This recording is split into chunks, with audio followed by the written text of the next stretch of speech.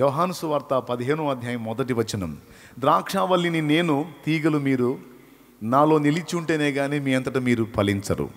అంటే ఇప్పుడు సరఫరా ఎవరి నుంచి రావాలి? ప్రభావం ఎవరి నుంచి రావాలి? వ్యక్తిత్వం ఎవరి నుంచి రావాలి? యేసు నుంచే రావాలి. పరలోక తండ్రి మనల్ని యేసుతో లింక్ చేశాడు. భక్తుడు పాడాడు కదా, నీ తోటలోని ద్రాక్షావల్లితో నన్ను అంటుకట్టి స్థిరపరిచావా. నీ తోటలోని ద్రాక్షావల్లితో నన్ను అంటుకట్టి స్థిరపరిచావా. ఎవరి ద్రాక్షావల్లి? యేసు. సో క్రీస్తు యేసునకు కలిగిన సంపూర్ణతకు సమానమైన సంపూర్ణత నీలో నాలో ఏర్పడాలి. ఆ మెచ్యూరిటీ మనలో రావాలి అంటే జస్ట్ బోధ వింటే కాదు, బోధకుడైన యేసుని సహవాసం చేయాలి. అంటే సహవాసం అనగా కలిసి జీవించటం. కలిసి జీవించినప్పుడు ఏం జరిగిద్ది? ఆయన గురించి తెలుసుకుంటూ ఉంటాం. తెలుసుకునే కొద్ది ఏం జరిగిద్ది? ఆ వ్యక్తిత్వం, ఆ లక్షణాలన్నీ ఆటోమేటిక్గా మనలో కనపడతా ఉంటాయి, ఒకటొకటి. అందుకే మీకు చిట్కా చెప్పాను, క్రొత్త నిబంధన ఎక్కువ చదవండి, యేసుని గురించి ఎక్కువ చదవండి, చాలా సంగతులు ఆటోమేటిక్గా నీళ్ళకి వచ్చేస్తాయి. లెక్క సరిగా ఉంటాడు ప్రభు. ప్రేమించే విషయంలో, క్షమించే విషయంలో, దయ చూపే విషయంలో, తగ్గింపు విషయంలో, సహించే విషయంలో, భరించే విషయంలో, తండ్రితో వ్యవహరించే విషయంలో, తండ్రి చిత్తం నెరవేర్చే విషయంలో ఆయనకి మించిన మాదిరి ఎవరున్నారు మనకి? పౌలంతటి వాడు క్రీస్తును పోలి నడుచుకోవడానికి గల కారణం ఏంటి? యేసుతో స్నేహం చేశాడు. వాళ్ళకన్నా బైబిల్ గ్రంథం లేదు. యేసును గూర్చిన దర్శనాలు, యేసును గూర్చిన ప్రత్యక్షతలే వాళ్ళ ధ్యానాంశాలు. మనకి భక్తుల అనుభవాలన్నీ ఒక పుస్తక రూపంలో చాలా సౌకర్యవంతంగా ఇచ్చేశాడు మనకి. ఇప్పుడు యేసుని కొంచెం కాదు, చాలా తెలుసుకోవచ్చు, చాలా కలుసుకోవచ్చు. స్తోత్రం. అందుకే ఇది చాలా ముఖ్యమైనది. కాబట్టి యేసు ప్రభు మార్కు సువార్త 3:13 ఇలా అన్నాడు, పరిశుద్ధుల్ని దగ్గరకు పిలిచి ఆయన కొండ ఎక్కి తనకిష్టమైన వారిని పిలువగా వారు ఆయన యొద్దకు వచ్చిరి. వారు తనతో కూడా ఉండునట్లును దయ్యములను వెళ్ళగొట్టు అధికారము గలవారై స్వార్థ ప్రకటించుటకును. నంబర్ 1, వారు తనతో కూడా ఉండునట్లు. ఎందుకు ప్రభువా నీతో ఉండాలి? పరిచర్య చేస్తే పోతుంది కదా నాయనా, అందుకే కదా మమ్మల్ని పిలిచావు. మిమ్మల్ని మనుషుల్ని బట్టు జాలర్లుగా చేస్తానన్నావు కదా. ఇంకేం ప్రభా, మేము వెళ్ళి మనుషుల్ని పడతాం నాయనా, ఇంకెందుకు నీతో కూర్చునేది ఎందుకు అంటే ఆయన సమాధానం ఏంటంటే, మనుషులను పట్టే జాలర్లుగా మీరు తయారు కావాలి అంటే, అదంతా ఆ ఆకృతి మీలో ఏర్పడాలి అంటే మీరు ముందు నాతో ఉండాలి. నాతో ఉన్నప్పుడు ఏం జరిగిద్దంటే నా వ్యక్తిత్వం, నా లక్షణాలు, నా వ్యవహార శైలి మొత్తం మీలోకి వచ్చింది. అలా పొందినప్పుడు మాత్రమే మీరు వెళ్ళి సఫలత పొందగలుగుతారు. మీరు నా వ్యక్తిత్వాన్ని పుణికిపుచ్చుకోకుండా, నాతో సహజీవనం చేయకుండా, నా లక్షణాలన్నిటిని స్వతంత్రించుకోకుండా మీరు వెళ్ళి ప్రయత్నిస్తే మీ వలలు వట్టివే కానీ ప్రయోజనం శూన్యం అంటాడు. కాబట్టి యేసు వ్యక్తిత్వాన్ని మనలోనికి స్వీకరించేటువంటి ప్రక్రియను మనం జరిగించకుండా ఆత్మల సంపాదన కోసం లేదా జీవితాలను వెలిగించడం కోసం ఎంత తిప్పలు పడ్డా కాదు. యేసు చూడండి, ఎన్నో జీవితాలు ఇప్పటికీ వెలిగిస్తానే ఉన్నాడు. కోట్ల జీవితాలను వెలిగించిన వెలుగు యేసు. రాజీ పడద్దు, యేసు నామములో కోట్ల జీవితాలను వెలిగించిన వెలుగు యేసు. ఇప్పటికీ వెలిగించాడు, ఇంకా వెలిగిస్తానే ఉన్నాడు. అవునా? మరి ఆయన బిడ్డగా నువ్వు కూడా అనేక మందిని వెలిగించాలంటే డౌట్ లేదు, ఆ లక్షణాలు రావాలి. ఆ లక్షణాలు ప్రసంగంలో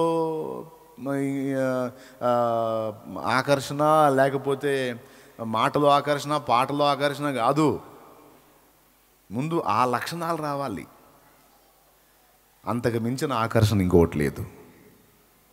యేసయ్య ఎక్కడుంటే అక్కడ చూడండి, ప్రజలు పాపం శాస్త్రులు, పరిసయ్యులు ఆయన మీద కుట్ర చేసేవాళ్ళు అనుకున్నారు, అయ్యో అతని విషయంలో మనం చేసినవన్నీ ఏమైపోతున్నాయో చూడండి, లోకము ఆయన వెంబడిపోతుంది అని ఏడి చచ్చారు. ఎందుకు పోతుందిరా లోకం ఆయన వెంటబడి? ఆకర్షణ. ఏం ఆకర్షణ? దేవునికి స్తోత్రం కలుగును గాక. ఎప్పగడి ఏపో ఆయన వ్యక్తిత్వ సౌందర్యం, అధికారం కలిగినటువంటి ఆయన ఉపదేశం ఏ కోణంలో చూసినా తిరుగులేని వ్యక్తి కదా నజరేయుడు యేసు. అది నా ప్రియమైన దేవుని బిడ్డలారా, మనం ద్వారా చేసేటువంటి పని, మన ద్వారా జరిగేటువంటి పని సెకండు. పరిచర్య చేద్దాం, దేవుని కొరకు కష్టపడదాం, కానీ అసలు మనలో ఎంతవరకు యేసు రూపుదిద్దుకున్నాడు అనేది కొంచెం మనం పరిశీలించుకోవాలనేది పరిశుద్ధాత్మ దేవుడు వ్యక్తం చేస్తున్నాడు.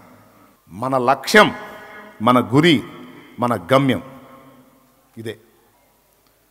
యేసు వలె మార్పు చెందినట్లు, యేసులాగా బ్రతుకున్నట్లు, క్రీస్తు యేసునకు కలిగిన సంపూర్ణతకు సమానమైన సంపూర్ణత గలవారము కావాలి.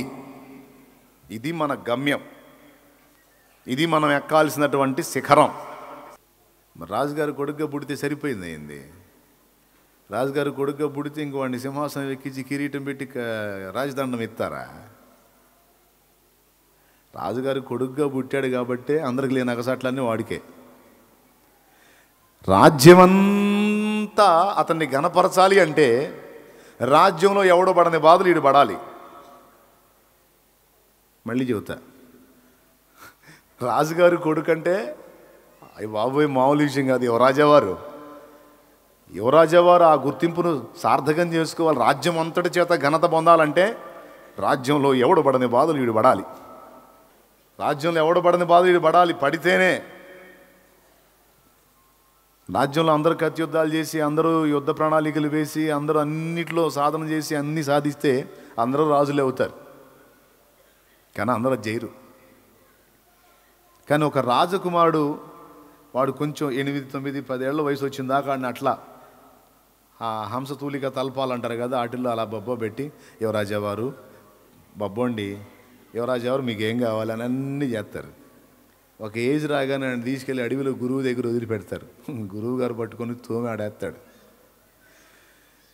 ఇక హంసతూలిక తలపాలు పోయి కింద పండుకోవాలా. కోరింది తిండి, మంచి మంచి మధుర ఫలాలన్నీ పోయి కందమూలాలు, ఇక అడవిలో దొరికే చెత్త చెదారం తినాల. పడాల్సిన బాధలన్నీ పడాలా. శిక్షణ, ఆ శిక్షణలో ఎన్ని బాధలో, ఎక్కడ ఫెయిల్ అవ్వకూడదు. ఫెయిల్ అయితే మళ్ళీ గురువు తిడతాడు. రాజు పుట్టక పుట్టావు, సిగ్గు లేదా నీకు? రోషం లేదా? శౌర్యం లేదా? పరాక్రమం లేదా? పిరిగి పందా అంటాడు. ఈ ఆవేశం వచ్చింది. అవును కదా, నేను రాజుగారు కొడుకును కదా, చిచి ఏంటి నేను? గురువు గుర్తు చేస్తాడు, రే నువ్వు రాజు కొడుకురా, రాజ్యం మొత్తాన్ని ఏలాల్సినోడు రా, దద్దమ్మ నువ్వేంట్రా బుస్సని పడగెత్తితే పావును చూసి పారిపోతున్నాడు, జనాన్ని ఏం కాపాడుతావురా దరిద్రుడు అంట. అవసరమైతే దాని మీద ఎగబడాలా, దాన్ని చంపేయాలరా నువ్వు. ఎందుకంటే నీ వెనకున్న ప్రజలందరినీ నువ్వు సేవ్ చేయాలి. సేవ్ చేయాలంటే ముందు సమస్యకు నువ్వు ఎదురు వెళ్ళాలి. వాటన్నిటినీ అధిగమించిన వాడివై ఉంటేనే నీ వెనక ఒక గుంపుని ముందుకు నడిపించగలుగుతావురా దద్దమ్మ అని గద్దించినప్పుడు వెళ్ళిపోతాడు. ఒకసారి కాదు, ఒకసారి కానీ ఇటు పరాక్రమం, శౌర్యం. దేవుని బిడ్డ, దేవుని బిడ్డ, దేవుని కొడుకు, దేవుని కూతురు, దేవుని పిల్లలారా అనగానే అమాయకంగా ఫేస్ పెట్టడం కాదు. దేవుని పిల్లలారా అన్నప్పుడు దేవుని జాతికి చెందిన వాళ్ళారా అని అర్థం. దేవుని జాతికి చెందిన వాళ్ళు సైతాన్ జాతి ప్రవర్తనలు చేయకూడదు. దేవుని జాతికి తగ్గట్టుగానే బతకటానికి సాధన చేయాలి.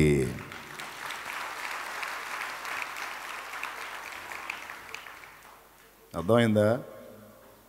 ఏ జాతికి తగ్గట్టు బతకాలి? రాజుగారి కొడుకు అయినంత మాత్రాన పట్టాభిషేకం ఉండదు. దానికి కావలసినటువంటి శౌర్యం, పరాక్రమం, యుద్ధ నైజం, నైపుణ్యం, ధైర్యం, సాహసం అవి ఎన్ని రావాలి వాళ్ళలోకి? అవన్నీ వచ్చిన తర్వాత అన్నిటినీ రాజుగారు చూసి పరిశీలించి అంతా ఓకే అయిన తర్వాత ఆయన తీసుకెళ్ళి డైరెక్ట్ సింహాసనం ఎక్కిస్తాడు.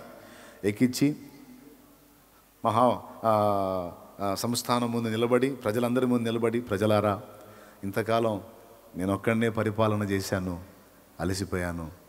ఇక నుంచి ఇదిగో నా కుమారుడు శౌర్య పరాక్రమములో ధీరుడు అనిపించాడు. ఇదిగో చూడండి, ఇది ఇన్ని విద్యల్లో మీ అందరి కళ్ళ ఎదుట తను విజయం సాధించాడు. ఇక నుంచి ఇతడు మిమ్మల్ని ఏల్తాడని జనం మొత్తానికి ఆయన చూపిస్తాడు. అప్పుడు అందరూ చప్పట్లు కొట్టి యువరాజా వారికి, అంతకుముందు యువరాజా ఎప్పుడైతే పట్టాభిషిక్తుడు అయ్యాడో ఇక మహారాజుకి జై అని స్టార్ట్ చేస్తారన్నమాట. ఇది ఏదో జానపద సినిమా అనుకోవాకండి. ఓల్డ్ మూవీల్లో జానపద కథా చిత్రాలు ఉంటాయి కదా, అట్ట అనుకోవాకండి. ఆ రాజుల స్టోరీలన్నీ బుస్సు. ఈ రాజాదిరాజు పిల్లలంగా మనం ఉన్నాం చూడు, ఇది రియల్ స్టోరీ. ఇది రియల్ స్టోరీ. రాజు పుట్టగానే సరికాదు, రాజు యొక్క శౌర్యం, రాజు యొక్క వ్యక్తిత్వం, రాజు యొక్క పరాక్రమం, రాజు యొక్క రోషం, రాజు యొక్క నీతి, రాజు యొక్క నియమం, రాజు యొక్క నిబద్ధత, రాజు యొక్క నైపుణ్యత, రాజు యొక్క ఐడియాలజీ ఏర్పడాలి. వాడు పరలోకంలో సింహాసనం ఎక్కేది. దేవుణ్ణి తండ్రి అని పిలవగానే సరికాదు, ఆ తండ్రికి తగ్గ కూతురుగా కొడుగ్గా మనం నడవాలనేది దేవుని పిలుపు. అలా తయారవ్వాలనేది దేవుని పిలుపు.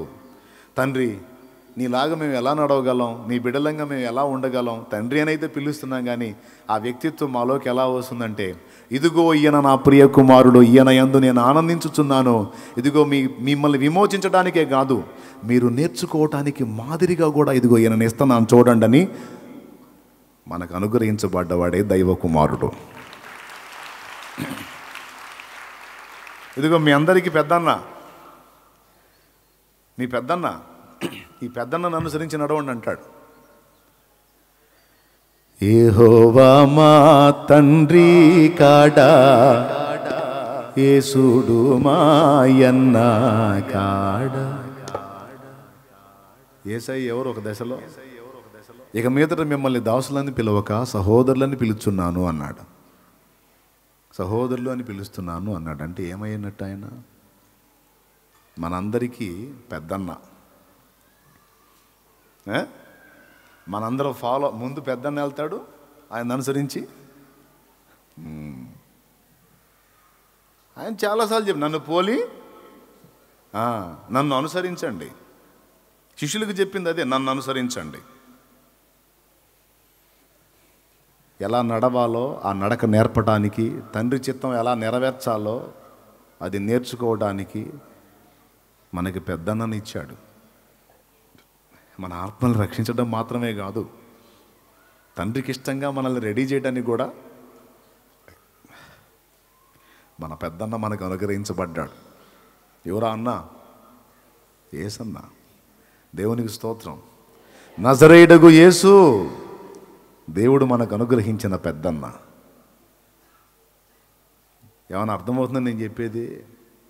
ఇప్పుడు తండ్రిని సంతోషపెట్టిన ఆయనలాగా మనం నడుచుకుంటే తండ్రి మనల్ని చూసి కూడా ఈయన నా ప్రియ కుమారుడు, ఈమె నా ప్రియ కుమార్తె, ఈయన యందు నేను ఆనందిస్తున్నాను అని అంటాడు. ఆ మాట తెచ్చుకుంటే ఇంకా మన జన్మ ధన్యం. ఇది మనం ఎక్కాల్సిన శిఖరం. ఇది మొదటిది. రెండవది, పౌలు గారు చెప్పిన మాటలో మూలవాక్యంలో మొదటి సంగతి అయిపోయింది. మనలో సంపూర్ణులమగు వారమందరము ఈ తాత్పర్యమే కలిగి ఉందము అన్నాడు. సంపూర్ణులము అన్న మాట కాడ తీసుకొచ్చి అసలు సంపూర్ణత అంటే ఏమిటి? ఎదిగిన అనుభవం. ఎదిగిన అనుభవం అంటే ఏ మెట్లో ఎదగాలంటే యేసులాగా ఎదగాలి. యేసయ్య దేనికన్నా భయపడ్డా? చెప్పండి ఒకసారి. యేసు దేనికన్నా భయపడ్డా? తండ్రికే భయపడ్డాడని ఉంది. తండ్రికే భయపడ్డాడు, తండ్రికే విధేయత చూపాడు, తండ్రి చిత్తం నెరవేర్చడానికే ఇష్టపడ్డాడు తప్ప ఇక దేనికి, ఏ సమస్యకి, ఏ వ్యక్తికి, దేనికి భయపడలా. మరి వారి మధ్య నుండి ఆయన వెళ్ళిపోయాను, ఆయన పారిపోయాను, ఆయన తొలగిపోయాను అనుంది కదా. మరి ఎందుకు వెళ్ళాడు? భయపడకపోతే. దానికి సమాధానం, భయపడి కాదు పోయింది, తన సమయం ఇంకా రాలేదు గనక సైడ్ అయ్యాడు. తన సమయం వచ్చినప్పుడు చావుకి భయపడలేదు కదా. మీరు ఎవరిని వెతుకుతున్నారు అని సైనికులను అడిగితే, మేము నజరేయుడగు యేసు కోసం వెతుకుతున్నాం. అవునా? ఆ యేసును నేనే, నన్ను బంధించండి అని అప్పచెప్పుకున్నాడు ఆయన. యేసు ఎక్కడ భయపడింది? యేసు భయపడి తన ప్రాణాన్ని తను కాపాడుకుంటే మన ప్రాణాలకు రక్షణ ఎక్కడా? యేసు రాజు తన సంఘానికి ముందుగా వెళ్ళి తన ప్రాణాన్ని అప్పగించి సంఘాన్ని రక్షించుకున్న రారాజు యేసు.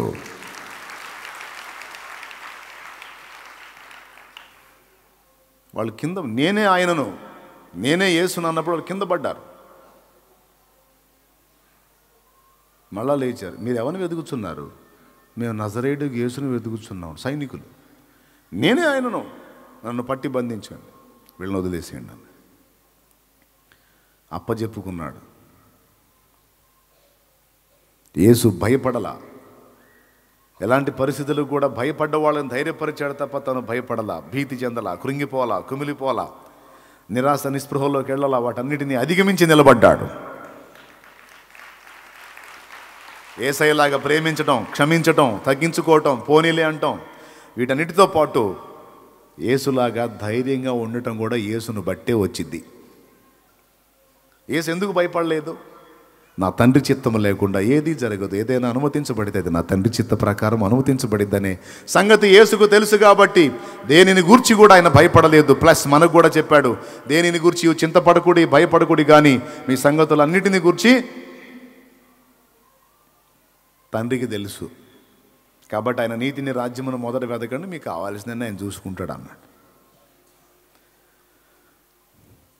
కాబట్టి మీ అందరికీ కూడా మొదటి మాటగా చెప్పాను, యేసును పోలి నడుచుకున్నట్లు ముందు యేసుతో సహజీవనం చేయాలి. మన ముందున్న పెద్ద కొండ ఏంటంటే యేసులాగా బతకటం. ఆ యేసులాగా బతకటం ఎలా అన్న ప్రశ్నకి సమాధానం కూడా చెప్పాను. యేసుతో సహవాసం చేస్తే ఆ లక్షణాలు వచ్చేస్తాయి. దానికోసం నువ్వేదో పెద్ద పొద్దున్నే లేచి కొంతమంది కుస్తీలు పడుతుంటారే, అట్లాంటి సాధనలు ఏం అవసరంలా. యేసును చదువుకో, యేసును చదువుకో, పరిశుద్ధాత్మ ద్వారా యేసును కలుసుకో, యేసుతో సహవాసం చేయి, యేసుతో సహజీవనం చేయి. సమాజం మొత్తం నీలో మరో యేసును చూస్తుంది, ప్రభువును చూస్తుంది. ఇక నువ్వు కాదు, నజరేయుడు యేసు నీలోనే కనపడతాడు సమాజానికి. నీ ప్రేమలో, నీ ఓర్పులో, నీ సహనంలో, నీ క్షమలో, నీ దయలో, నీ జాలిలో, నీ ధైర్యంలో, నీ పరాక్రమంలో, నీ పరిశుద్ధ జీవితంలో, నీ త్యాగంలో, నీ దాతృత్వంలో, నీ మంచితనంలో, శత్రువుని కూడా క్షమించగలిగే నీ గొప్ప ప్రేమలో సమాజం యేసును చూస్తుంది. నజరేయుడు యేసును చూస్తుంది. చూపించిందే క్రైస్తవ జీవితం అంటే. అలాంటి వాడే క్రైస్తవుడు అంటే.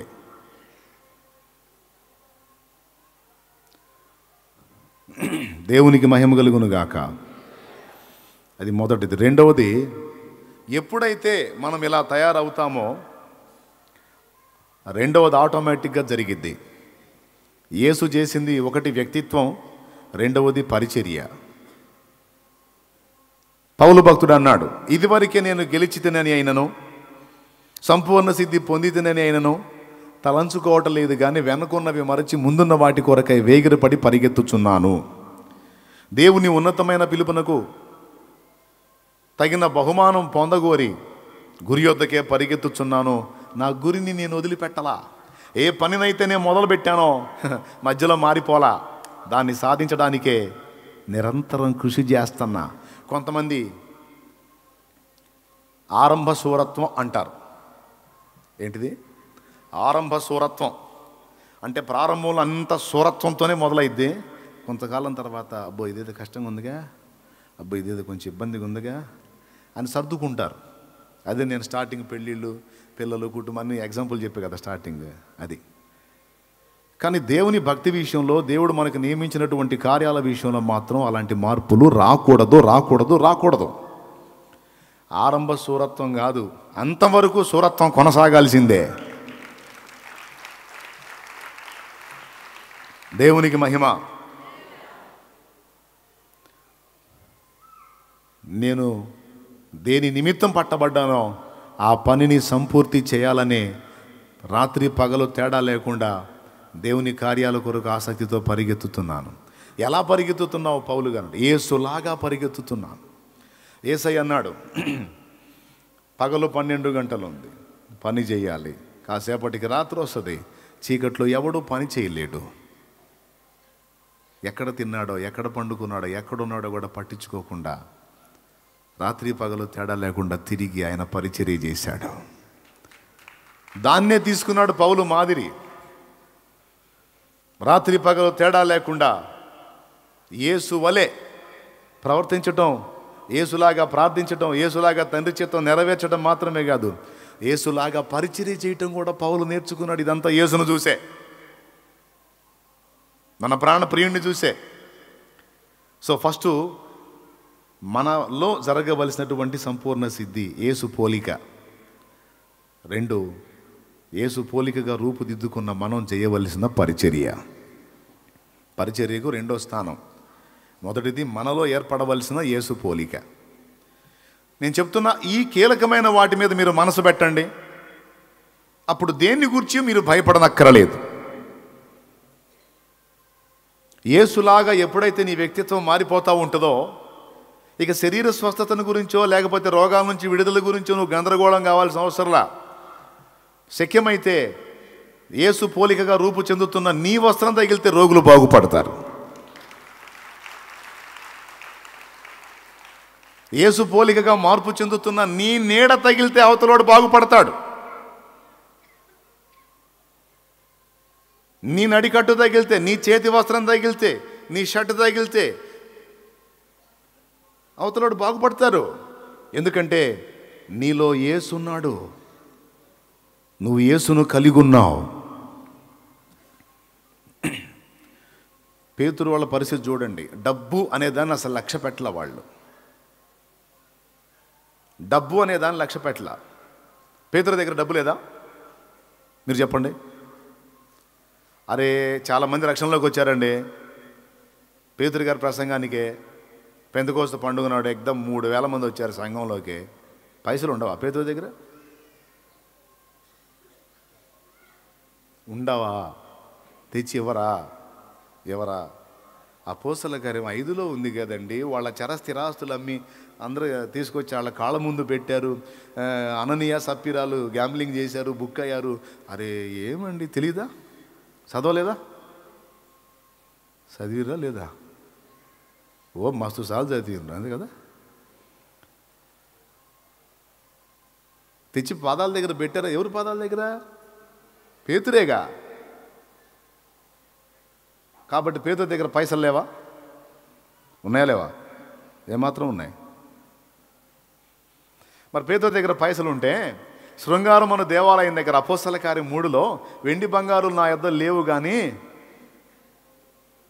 అంటే ఏంటో తెలుసా? డబ్బుని లక్ష్య పెట్టాల. ఏంటంటే ఖర్చుకి ఏదన్నా ఒక చిల్లరిచ్చి ఏదన్నా తిందాం, కొనుక్కొని తిందాం అంటే కూడా జేబులో చిల్లర వేసుకోవాలా. అంటే భిక్షగాడికి వేయటానికి కూడా ₹1 దగ్గర లేదు.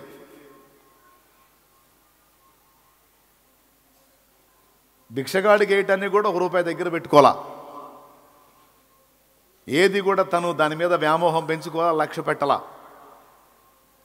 ఏదన్నా మనీ గ్యాదర్ అయితే అది సంఘ అవసరాల కోసం, సంఘ అక్కర్ల కోసం, సంఘ బిడ్డల క్షేమం కోసం, వారి బాగోగుల కోసం, వారి తిండి తిప్పల కోసం, మొత్తం అట్లా వాళ్ళ అక్కర్ల కోసం మొత్తం సెట్ చేసి పెట్టాడు. కానీ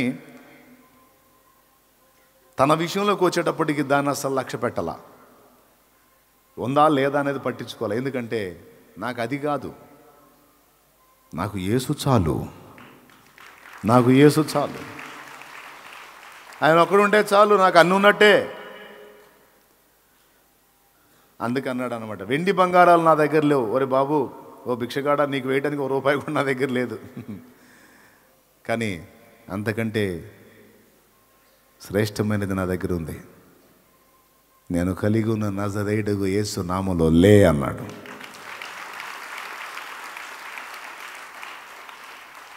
భిక్షగాడికి వేయటానికి ₹1 చిల్లర కూడా లేనటువంటి పేతురు దగ్గర యేసు ఉన్నాడు. అందుకే చెప్తున్నా, నా రోగం అన్నయ్య, నా కిడ్నీలు అన్నయ్య, నా గుండె అన్నయ్య, నా ఊపిరితిత్తులు అన్నయ్య, నా లివర్ అన్నయ్య, నా బ్రెయిన్ అన్నయ్య, నా చర్మరోగం అన్నయ్య. నేను చెబుతున్నా, యేసు వలె రూపాంతరం చెందడానికి యేసుతో సహవాసం ఈ రోజు నుంచి నువ్వు మొదలుపెట్టు. బైబిల్ మొత్తం చదవాల్సిందే కాదని నేను అనట్లేదు, కానీ యేసుని గురించి బాగా చదువు విను. యేసుని గురించి చదువు విను. యేసుతోనే యేసయ్య పిచ్చోడి వైపో, యేసయ్య పిచ్చిదాని వైపో.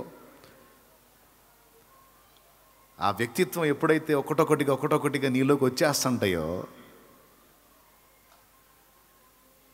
నీలో ఒక్కొక్క భాగాన్ని యేసు ఎప్పుడైతే ఆక్రమించుకోవటం మొదలు పెడతాడో, యేసు వ్యక్తిత్వం, యేసు లక్షణాలు నిన్ను ఎప్పుడైతే ఏలటం మొదలు పెడతాయో, నువ్వు స్వస్థత పొందటం కాదు, అనేకులు స్వస్థత పొందడానికి ఒక శక్తి నీ నుండి విడుదలైంది, ప్రభావం నీ నుండి విడుదలైంది. కాసేపు సరదాగా కాలక్షేపం కోసం చెప్పట్లా, నేను నీకు దమ్ముంటే సాధన చేయమని సవాల్ విసురుతున్నా. దేవుని రాజ్యం ఒట్టి మాటలతో కాదు, శక్తితో ఉందన్నాడు. ఈరోజు శక్తిని ఆశ్రయించే వాళ్ళు ఎంతమంది ఉన్నారండి? పైకి భక్తి గల వారి వల్ల ఉండి దాని శక్తిని ఆశ్రయించని వారునై ఉన్నారు అన్నాడు అంత్యదినముల్లో. ఈ అంత్యదినాలు వచ్చినాయి. భక్తిని గురించి, శక్తిని గురించి మాటలే తప్ప దాన్ని సాధన చేసి ఆచరణలో చూపించి జీవితాల్లో కార్యాలు జరిగించి దేవుని మహామహిమను వెలుగొందింపజేసేటువంటి పరిస్థితులు ఈనాడు ఎంతమంది భక్తుల్లో ఉన్నాయి?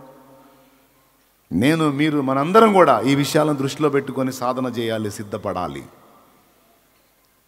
లోకం నాగరికత పెరిగితే పెరగని, టెక్నాలజీ పెరిగితే పెరగని, ఏవేవో జరిగితే జరగని, ఒక పక్క లోకం పాపంలో పరిపూర్ణమైతే సంఘం క్రీస్తులో సంపూర్ణ సిద్ధి పొందాలి. లోకం సాతానుతో నడిస్తే సంఘం నోవహు నడిచినట్టు దేవునితో నడవాలి, హనోకు నడిచినట్టు దేవునితో నడవాలి. ఇందులో పరిపూర్ణత పొందాలి. చెవులు గలవాడు ఆత్మస్వరం వినుగాక. ఆమెన్. అక్కడ అన్నాడు అన్నమాట, ఇదివరకు నేను గెలిచానైనా, సంపూర్ణ సిద్ధి పొందానైనా అనుకోను, కానీ వెనుకున్న వాటిని మరచి ముందున్న వాటికై వేగిరపడుతున్నాను. కొంత చేసావులే అనుకుంటే ఆటోమేటిక్గా ఉదాసీనత వచ్చింది, ఇంక చేయబుద్ధి కాదు. అనుకున్నది కొంత సాధించావులే అంటే ఆగిపోయింది. కొంత పర్వాలేదులే అనుకుంటే ఇంకంతే. అది నేను అనుకోను అంటాడు. దేవునికి మహిమ. ఎవరన్నారు? పౌలు గారు అన్నాడు. ఓ నటుడు, ఎవరో కదా నటుడు, 10 కమాండ్మెంట్స్ మూవీ ఎంతమంది చూశారు? ఆ మూవీలో మోషే క్యారెక్టర్ వేసిన ఆయన ఫేస్ మీకు తెలుసు కదా. రాతి పలకలు చేత పట్టుకొని ఉంటాడు ఇట్లా. ఆ మోషే గెటప్ వేసిన ఆయన నటుడు, ఆయన మంచి ఫేమస్ యాక్టర్, ఆయన అద్భుతంగా చేస్తాడు మోషే క్యారెక్టర్.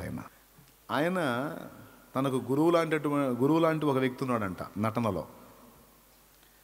మొత్తం కలిసి ఒకరోజు స్టేజ్ నాటకం ఒకటి వేశారంట, వీధి నాటకం లాగా ఒక ప్రోగ్రాం చేశారు. అందులో కొంతమంది వాళ్ళ డైలాగ్ సరిగా చెప్పలా, కొంతమంది డైలాగ్ సరిగా చెప్పారు కానీ అంత జీవసహితంగా నటించలా. ఆ రోజు ఆ ప్రోగ్రాం ఫెయిల్ అయిపోయింది.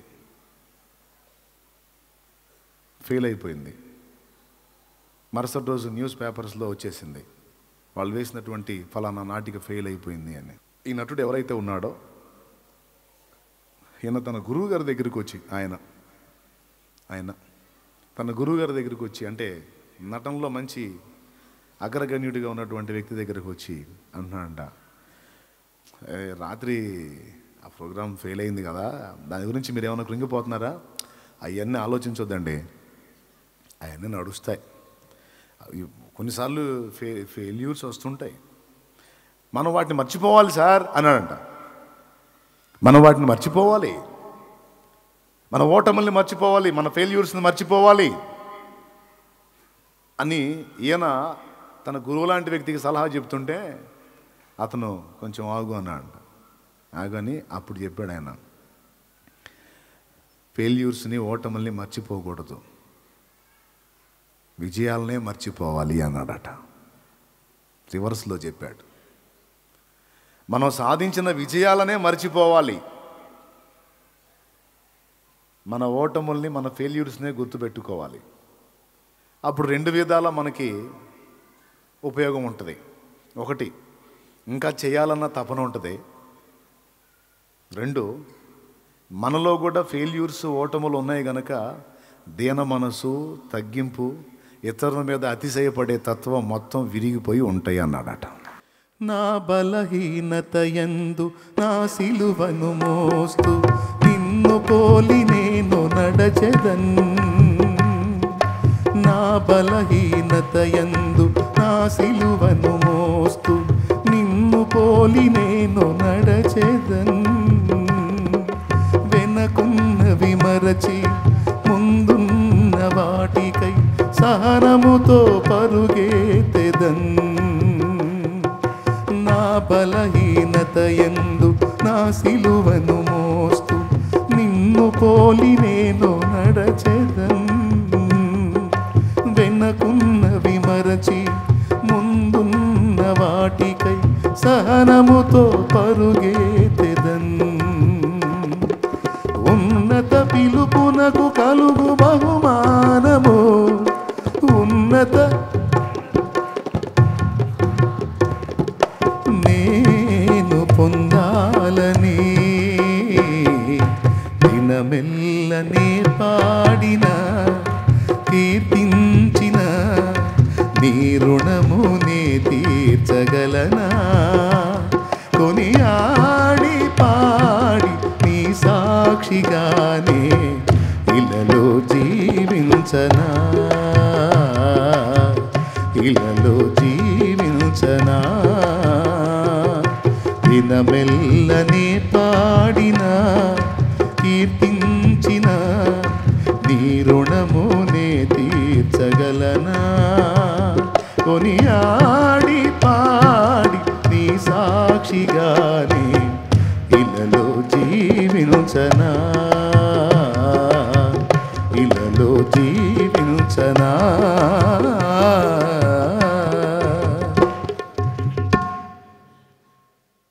వెనకున్న ఏం చేయమన్నాడు? ఏం మర్చిపోవాలి?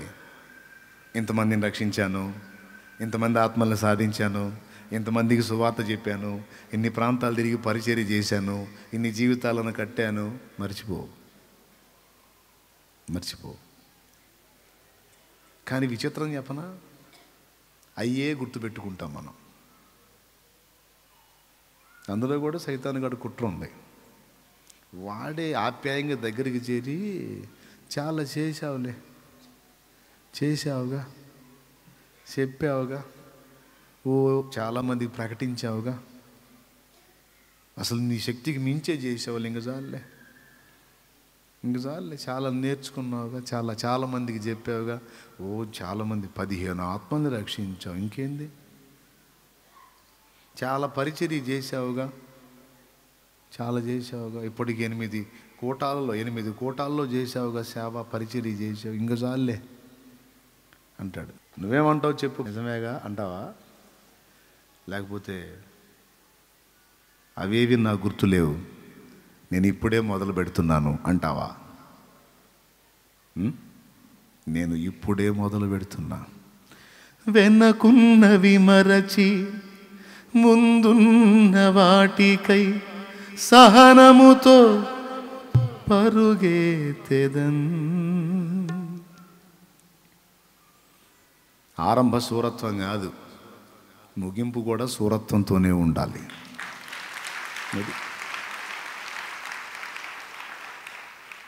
తుది శ్వాస విడిచేంత వరకు,